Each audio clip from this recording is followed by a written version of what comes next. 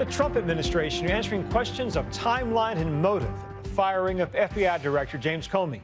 And Comey releasing a farewell statement to his friends and former co-workers at the agency.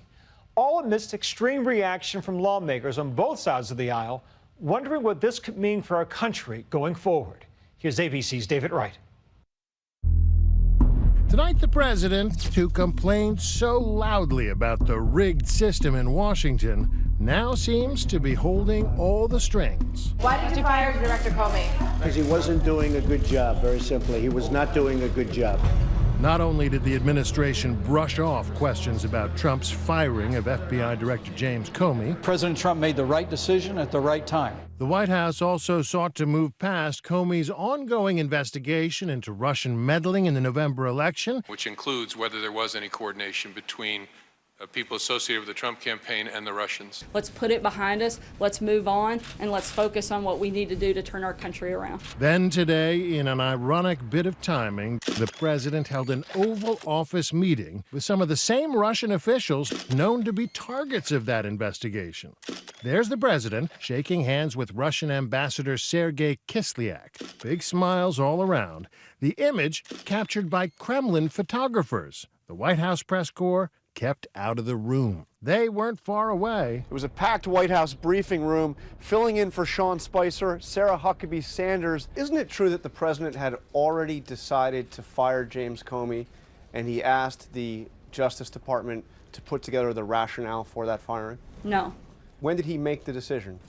He made the decision for the final decision to move forward with it was yesterday, but I know that he's been contemplating it for a while. The White House story on this has evolved. Last night, it was portrayed as simply the president firing Comey because of the recommendation of the Deputy Attorney General. Now what we heard... Frankly, he'd been considering letting Director Comey go since the day he was elected. Today, Comey himself was back to being a private citizen, spotted outside his home, no longer sporting a suit. He sent a letter to his FBI colleagues saying, "It is done, and I will be fine, although I will miss you and the mission deeply." Here at FBI headquarters, there's still a lot of commotion about why this went down the way it did. Everyone's confused. They were stunned, shell-shocked. But they're being told by their superiors, do your job.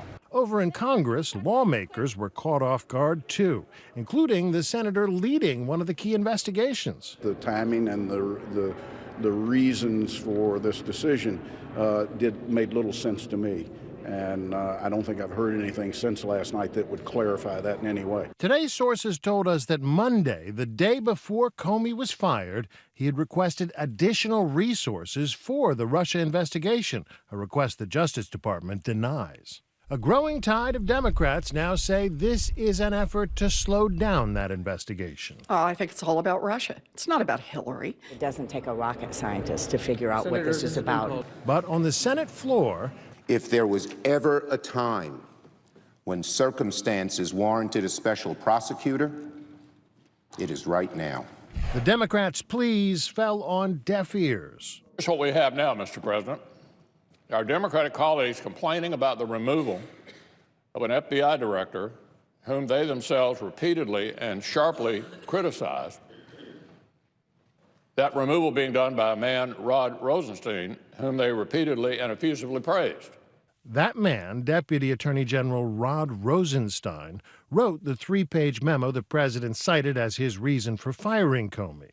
Rosenstein is a career prosecutor. Shortly before his confirmation, he spoke with WMAR in Baltimore about the kinds of challenges he'd likely face as Deputy Attorney General. A new president, a new attorney general, they have the right to determine where they want to focus their resources. But when it comes down to how we conduct the investigations, who's the target, and who we prosecute, those decisions need to be made in a way that is completely independent of politics. Sounds about right, but Rosenstein probably never imagined he'd make his debut on the national stage quite like this. The new Deputy Attorney General, Rod Rosenstein. One thing that's been pointed out to me is that looking closely at that memo, he doesn't actually say, you should fire Comey. That's right. Is that because that's just not the way it's done? Or did the president go beyond what was asked for in the memo? Well, there is no how it's done when it comes to dismissing the FBI director. Tonight's comment on the handling of the White House tapes compromise. The last time a president was accused of trying to short-circuit an investigation against him was a long time ago. In the Congress, for the first time since the Watergate case began, talk of presidential impeachment no longer sounds like idle chatter. That's a result of the weekend firing of Special Prosecutor Archibald Cox. The so-called Saturday Night Massacre, when Nixon's Attorney General and Deputy Attorney General resigned when the president ordered them to fire the Watergate Special Prosecutor Archibald Cox, who, like Comey, was fiercely independent. There was a widespread feeling that there was need for an investigation. Do you think the Watergate comparison is a fair one? Yes. What we see in both situations is a president feeling that an investigation was getting too close for comfort and trying to shut it down. One key difference between now and then, there was a select committee on Watergate holding hearings on Capitol Hill. There were actual tapes recorded by Nixon in the Oval Office promising direct proof of a cover-up, and there were dogged reporters at the Washington Post and elsewhere piecing it all together. The difference now is that the only one of those checks that is there is the press. And the president has spent a great deal of his presidency undermining the press. You need Woodward and Bernstein. Right. But would investigative reporters Bob Woodward and Carl Bernstein have had the same impact in the era of Twitter and so-called fake news? We know there's no such thing as fake news. We live in a time when people don't believe facts. And if we can't convince people that facts are facts, that's a very difficult situation. Tonight, the Senate Intel Committee issued a subpoena for documents from General Mike Flynn, a sign their investigation of him is pressing on. Senators are also asking questions about Trump's business dealings. During your investigation of all things Russia, did you ever find a situation where a Trump business interest in Russia gave you concern?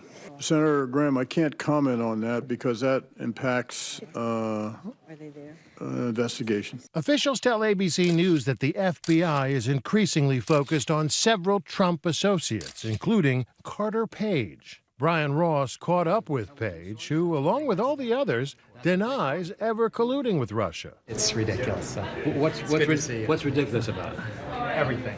A sentiment shared by Vladimir Putin. Today, as all of this was playing out in Washington, Putin was playing hockey. Asked by CBS about the firing of the FBI director, Putin said it had nothing to do with him, but many would agree we can't just take his word for it. Our national security is at stake. There is strong indication that Russia meddled in our presidential election, one of our core democratic functions. For now, President Trump dismisses that notion, and so does President Putin. Today, Putin went on to score 7 goals for his team. I'm David Wright for Nightline in New York.